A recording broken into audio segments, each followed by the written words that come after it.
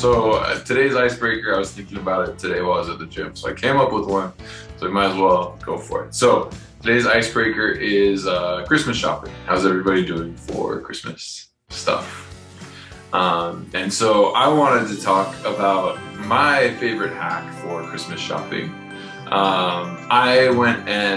my wife and I went to Egypt and the Dead Sea. And this may seem a little cheesy, but we got a big jar of salt, like a gallon, like 10-gallon bucket of salt from the Dead Sea. And then we got a bunch of little bottles. And then we got scarab beetle beads. So these little scarab beetle beads from Egypt, right? And so from Egypt and from Jordan. So we have these two items that are, from different countries, and we put them together in a nice little DIY glass bottle type thing, and we handed them out to people. We haven't handed them out to anybody yet, and so this is kind of spoiling the surprise for Mom and John.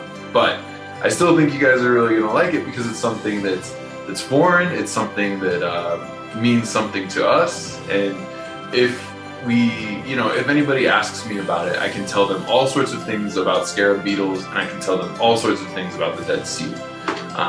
So I think that's one of the best ways. Did you guys get a power outage? Yes. We did. Oh, shoot. That's fun. Well, the computer stayed on, which is what is supposed to happen, but I didn't think about putting the lights on the UPS. That's all right. We can play through this. If you want to take a pause, we can too. No, that's okay. Actually, this is probably a good teachable moment. So we have UPSs on all of our computers, which is great. But sometimes it really pays to think things through and do anyway. Yeah. So good to see you. Your light's on a UPS. Yeah, not only that, but we have ordered a generator for the house that will kick in automatically within, from whatever we decide, 5 to seconds to a minute. Okay, Right. cool. Cool. So I guess we'll just keep going. Cool. Let's power through. And if just be safe. If anything blacks out, I'm going to assume that you guys are okay, and the cell phone towers are still good over there and everything like that. Exactly. But everything's fine. So I think that's fantastic. These are not like the scarab beetles that come to life in the middle of the night or anything. I was going to ask. I mean, these things. They're really small. They're not like those big ones from the movie. So you're not going to get like fist fight sized beetles. You're just going to have like itty bitty ones, Well, the really small ones that get under your skin, huh? Exactly. Can make their way through a nail even. They're that small. It's so nice.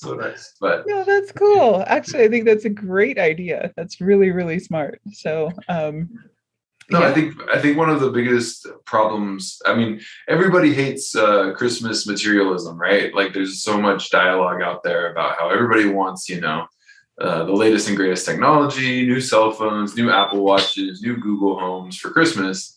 And everybody like kind of breaks themselves buying these like really expensive items that in a year are going to be worth like 10% of what you're buying them for this year. Right. So I think there's a lot to be said for buying something that is unique to you and that people will actually remember, so that is my hack for all Christmas gift giving. Try to think of something cool that happened to you this year and try to share that with other people. Oh, I think that's brilliant. And that is absolutely what we've been thinking about is, how do we not give crap that people either are going to feel like they need to hang in their house or, whatever, if it doesn't go with their decor, how do we, do experiences instead of things? And not this year, but at some point in the future, I want to do like more vacations, with everybody. And, if we can, and it probably won't end up being coincidental with Christmas or anything else. But, if we can do something like that, where we can go places and do things and make memories and, have a good time and everything else, as opposed to, and so, I mean, this year we're taking Mom and John to a nice restaurant, so Uncle Kevin, sorry. And that kind of thing. So, we're moving that direction, but we're not quite there yet. So you're ahead of us in that regard. And we should have thought of that when we were traveling. We could get some James River water or something, you know? For sure. Yeah. I mean, you guys were in Louisiana for a while, right? And so Yeah, we actually went to visit clients in the East and Southeast and South and, you know, Indiana, Georgia, Texas, West Virginia, you know, New Jersey, the whole 9 yards, you know, so it was pretty cool. Sweet. Very cool. Yeah. So, John, I don't know if you want to carry on from there. Or... Well, I don't know how to turn off the beeper on this UPS, so it's just going to have to beep every so often. I'll probably edit it out. We had a power cut, Tyler, so we're in the dark. Our computers still work, though, so we're good. Yeah, we need to keep it to about another 13 to 15 minutes. Okay, we can do that. Unless we get power. Hey. All right. So we were talking about our icebreaker was Christmas shopping. How are you doing on the Christmas shopping? And it's John's turn, so you can carry on from there. Christmas shopping. Okay. I'm going shopping to Wednesday. I'm putting together food things for my kids and other relatives of New Mexico stuff. Nice. There it is. You know, nothing is exotic is what Mickey's talking about. So. Oh, that's cool. The Hat's Chilies, right? Oh, cool. Yeah. This is local produced chili, you know, Hatch, red and green, and little samples. Sweet. Nice. That's great. Nice.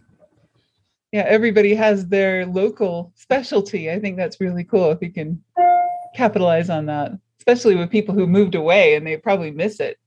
Yeah. And there's the state cookie is the burrito. Really nice little cookie. Oh, cool. Nice. I don't think we have a state cookie. Do we have a state cookie? Oh, Utah's got a state cookie. I mean, we need to find out what it is. like a baking capital, I'm pretty sure. Everybody in Utah bakes. Right? So I don't know if we've done much of anything as far as other than standard Christmas approach. Yeah, we're just doing the boring thing this year, but it's fun. It's I love, and we actually just finished our Christmas cards, and that's kind of the big deal. I always kind of dread it until I get started, and then I really like doing it, and I really like having done it because, you know, you get to remember all of the people that you don't talk to all the time and write them little notes and things, and, you know, I like doing that. So that's kind of cool. That's nice. Good. Yeah. I guess the only outstanding thing that's different is we got some gift cards from a local restaurant to provide to at least one gent who's retired veteran of several things and is having issues getting along. Gotcha. That's good. Yeah, gift cards are always a good call. And I like Tylor with the consumables too. I think those are both like really good things that you can use. You know, it's always great. Right. Cool. Well, let's start with pitches, and then we'll talk about what we're here to get into today. So today we are talking about one thing you learned from 2021. I'll start. My name is Mickey Gaminal. I am an ASVAB tutor. You can find me at asvabdomination.com. Paula Williams, ABCI. We are usually not in the dark, but we help aviation companies sell more of their products and services. John Williams, ABCI. What she said, I do the back end stuff for her, finance, CFO stuff, IT stuff. And putting the lights on UPSs, which is probably the next thing. It doesn't look too bad, Mom, to be honest. Oh, good. Yeah. Cool. Go ahead, Tyler. Okay, I'm Tylor Hall, Shrike Eagle Aviation. We're looking to acquire a Part 145 certified repair station in San Antonio, Texas, and Las Cruces, New Mexico. And we're looking very good at a new funding source. So things are looking better. Oh, fantastic. Congratulations. That's great. Yeah, you've been sticking to that for a long time. So it's great that it's it's on the up and up. So that's awesome. Things only take 10 times longer than you think they will. The news today is just amazing. There's a report of activity in North America jumped by 45.1% year over year, topping 300,000 flights. Whoa. Fractional activity is up 51%, Part 91 is up 48%, Part 135 is marked 40%. These are not small jumps. No, they're not. Huge. Flight going to Europe and stuff is not doing that well, but within North America, it's enormous. Oh, yeah. That is really good news. And I think, especially for private aviation, there's been an increase in private flights and in first-time private flyers, first-time passengers for private aviation. Yeah, everybody's getting their 172 out or 182 and going someplace. There's another article from Wall Street Journal. Want to fly private jet and not be flight slammed. It talks about the net jets, and they're just oversold. Yeah, they can get more airplanes and keep up with it all. Right. They've got. I don't know if you can see the chart. Nope. It fades into your background. It doesn't work. Private flights are up 50% over even the commercial flights. And of course, every time an airplane flies, that's maintenance. Yes, which is wonderful. To keep it going. Yep, and it's parts and it's labor and it's fuel and it's everything. So it keeps a lot of people employed. And I don't know how many people it takes for a private flight. It probably is a wider variation, but for an airline flight, it takes up to 75 people to get that flight off the ground. And that includes dispatchers and gate agents and, the whole 9 yards, baggage handlers, right, and so on. So that's a heck of a lot of jobs and a heck of a lot of economic activity every time a plane takes off. And so some percentage of that for private aviation as well. Wall Street Journal article says private jets are here to stay. Business aviation employs 1.2 million people in the U.S., and it's giving it a more political leverage than the climate activists might like. Okay. But the corporate stuff is using, now they didn't mention the SAF fuel in corporate jets. Every corporate jet that went to NBAA for on display this year and out again burned SAF fuel. That's true. And now it's one of those things that's more of a novelty, but as people use it more, it will become more mainstream, so it everything starts as a novelty. Well, one corporation up in Seattle stated that they are paying $2 more per gallon for their SAF fuel. And they're doing this on purpose. By rail car. Yeah. And they got a deal with av fuel. If they have to buy regular fuel at other places, they can pay the over amount, and the av fuel will give SAF fuel where available to other corporate jets at no additional cost. What is this kind of fuel? SAO or SAF? Sustainable aviation fuel. Gotcha. This is made from recycled materials, biosources, etc., that makes a carbon neutral fuel. Is it similar to that? For jet. Gotcha. Today. It's been approved by all the major engine manufacturers, GE, Pratt and Whitney, and all the major airframe manufacturers. Right. Gulfstream, down. And now there's new ads coming out. Oh, this commercial airliner flew on 100% SAF fuel. Right. And I just talked with someone yesterday who is doing 100% carbon neutral flights in Europe using small airplanes. They're diamonds. And so, they're using the smaller planes and they're using either carbon offsets or SAF fuel to make every flight 100% carbon neutral. And, their market now mostly is politicians, and corporations that are particularly concerned about being green, but it's a great competitive advantage if you can offer that. You can offer a carbon neutral flight. That's great. Yeah. The major oil companies, Chevron, Phillips, Shell in the Netherlands, is investing big money in converting their refineries. Yeah. So do you think this is going to be a big deal in the coming year? Is this something that people should focus on, do you think, Tylor? Or what's your feeling about it? Or is it just kind of a stunt right now?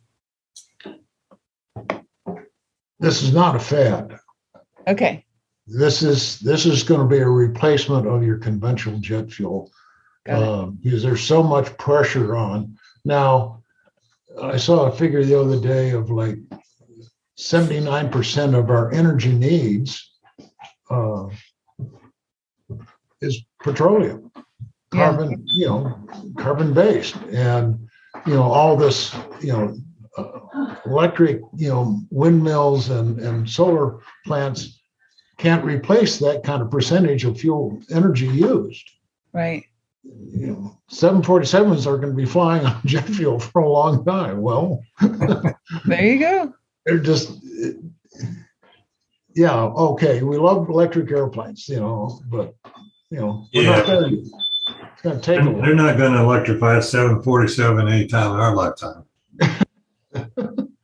So the battery would be too heavy, right? I mean, given current. Well, they don't have the power capability. Exactly. To have that much energy, power, you have to have. The amount of energy in a gallon of jet fuel, right. Just they can't do it with batteries. Right. Now, you're talking short ranges, 50 miles, 100 miles out back, that may work, but and that's going to be a lot cheaper for intercity, travel, rather than come up with some, rail system or like that, which is ridiculous.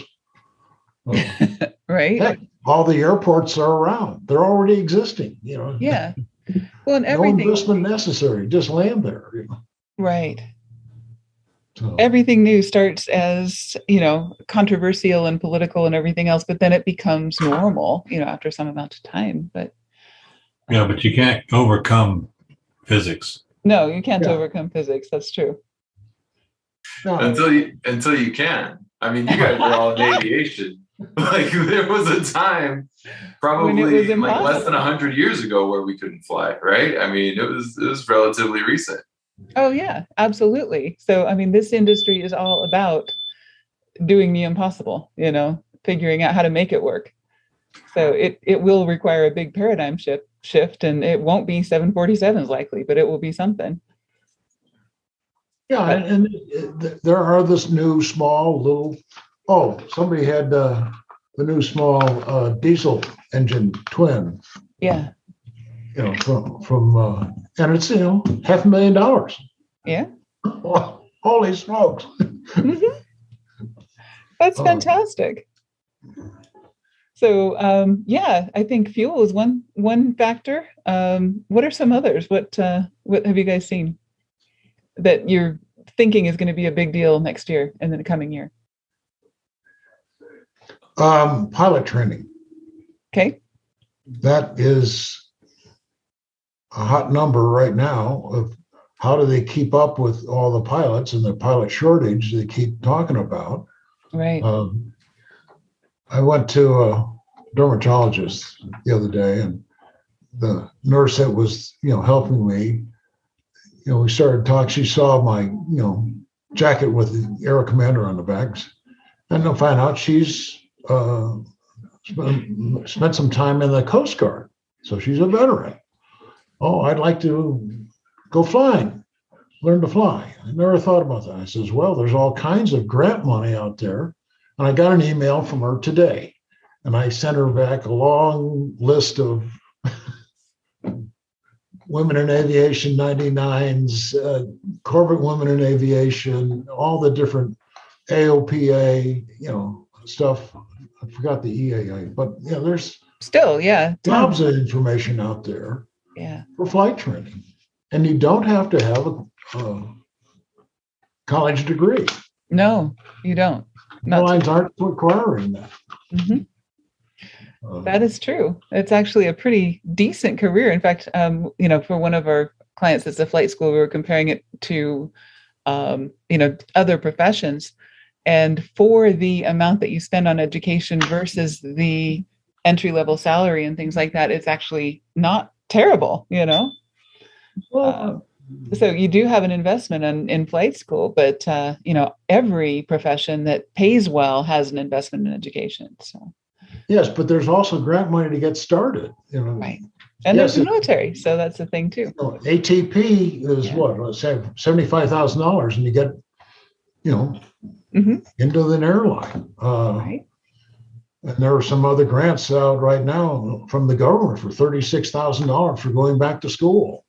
Wow. Yeah, even the Nevada Air Guard is actually re-upping. They're looking for pilots out here too. So I imagine, it always seemed very competitive. When I was going through officer candidate school, there was 2 people who made it into aviation. But out of that whole group? Out of 150 of us, yeah. And it was competitive. There were probably 20 people fighting for it. So 1 in 10, 1 in 10 of the top 20, right? We're not talking about this is pretty close to 1%, right? And so 1% is going to be a very slow trickle of personnel.